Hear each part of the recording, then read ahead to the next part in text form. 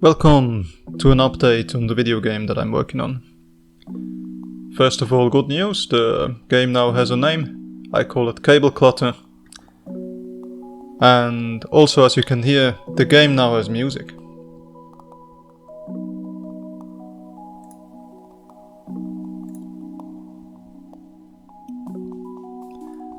I completely reworked the progression in the game. The entire level selection now resembles this tree here.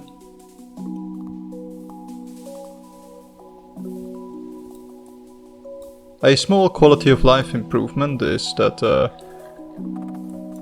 the cables are now not the red cables anymore, but they are the green cables.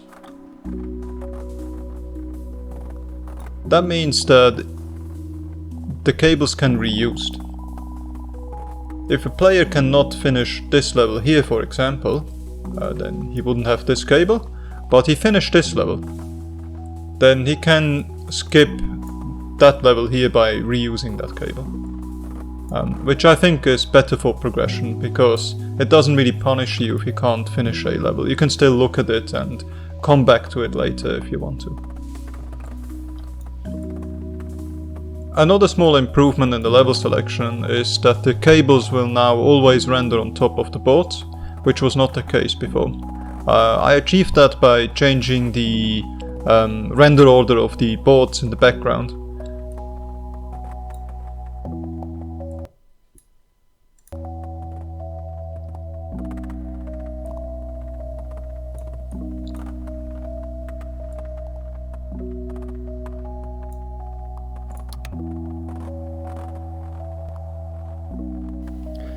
The goal now has this particle effect, and I hope this will make it more clear to the player that it is something that he needs to interact with.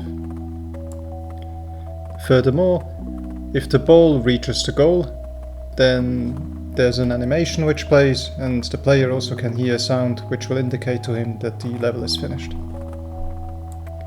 I am still not perfectly happy with it. It would be nice to also have a visual indicator that shows to the player that the level is finished.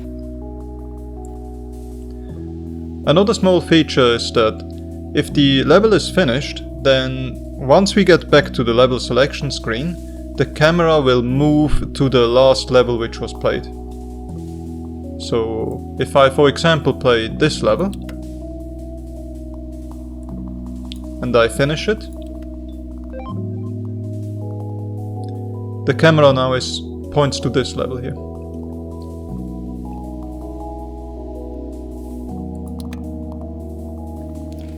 There is another thing which I fixed on this update, and that is often when people play the game and they lost the ball or messed up in another way, it wasn't entirely clear to them that they had to refresh the level. For example, if I now press the start button, then the ball will go off screen and the level is essentially lost. Then the player would have to press the restart button in order to restart the level. But a lot of players didn't realize that they have to do it, and they didn't really get what was going on.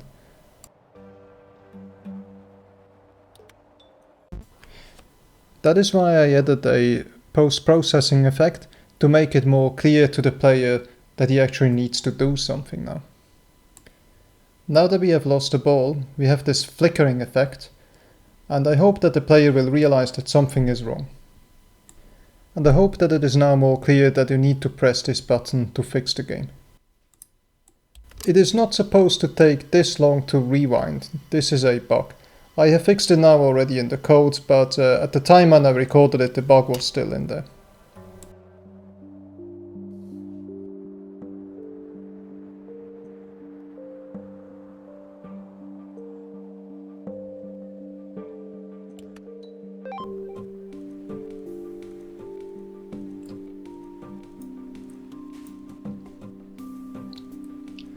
Another small improvement in the level selection screen is that the cables are slightly longer.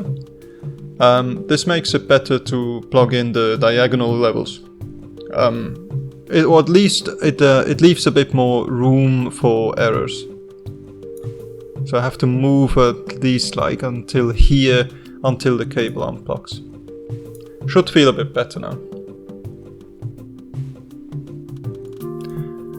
Also, the sockets do not glow anymore when I plug in a cable in the level selection. Before, the entire tree started to glow.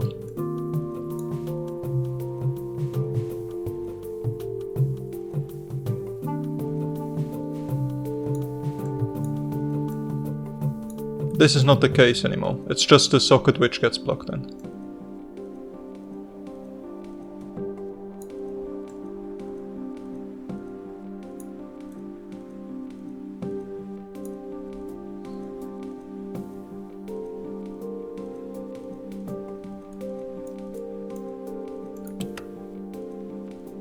There is also a small bug that I fixed. The red cables, when they are plugged in and you start the level, then the plugs are fixed, so you're not supposed to be able to move them anymore.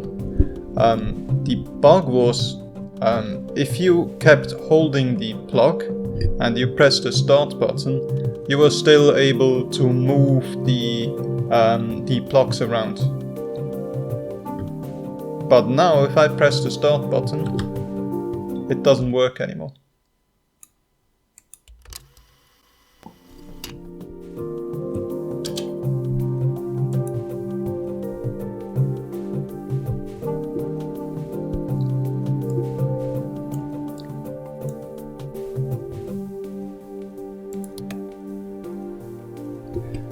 Another thing that I tried to do since the last update is I tried to experiment with different builds. So I tried to do a Linux build and I tried to do a Mac build. The Linux build actually does work. It has some issues though, and that is that the sprites are not rendering correctly. The sprites look a lot bigger than they are supposed to. For example, the screen cursor, the mouse pointer is like half the screen, which is not that great. If it comes to the Mac build, I'm able to do a Mac build, but I cannot run the Mac build. I asked a few friends whether they can actually run the application, but they can't. So I guess what you need to do is register your app or something at Apple and to run it.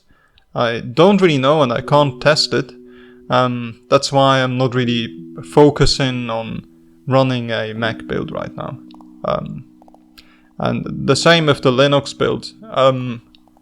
There are issues there, and I don't want to publish the game and then people come and say like, oh, it doesn't run on Linux, it doesn't really work, and I don't really have a way to test it and fix it. That's why for now it's just a Windows build. For Linux, I guess you can use Proton, and I guess you can't run it on Mac for now. Another thing I tried to do is migrate the project to URP. The issue with HDRP is that I cannot do an Android build and I cannot do an iOS build. And that is because I'm using HDRP. This is something which probably gets implemented in the future, but it isn't for now.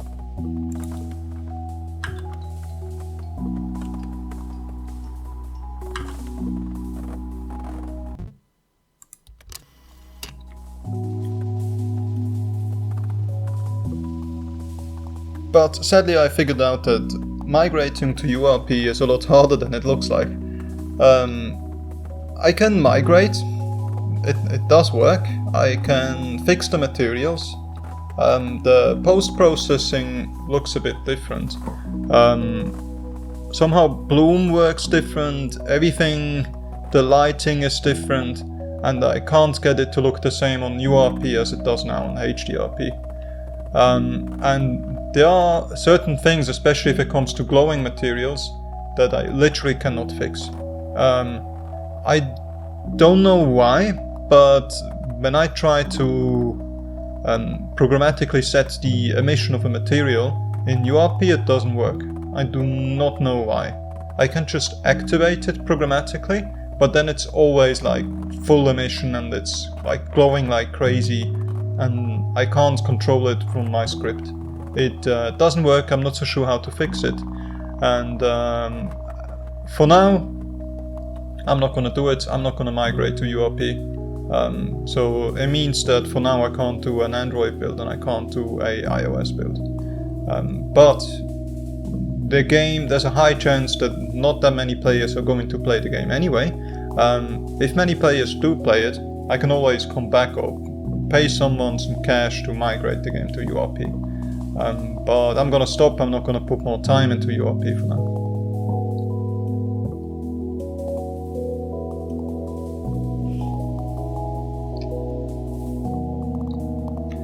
Well, the good news, I created a Steamworks account. I uploaded the application, everything works. I wrote some scripts to automate the process. I created a Steam page and the Steam page has been approved. And the game is now on Steam as coming soon. And I'm planning to release the game in maybe October. That's everything for now and thank you. See you. Bye.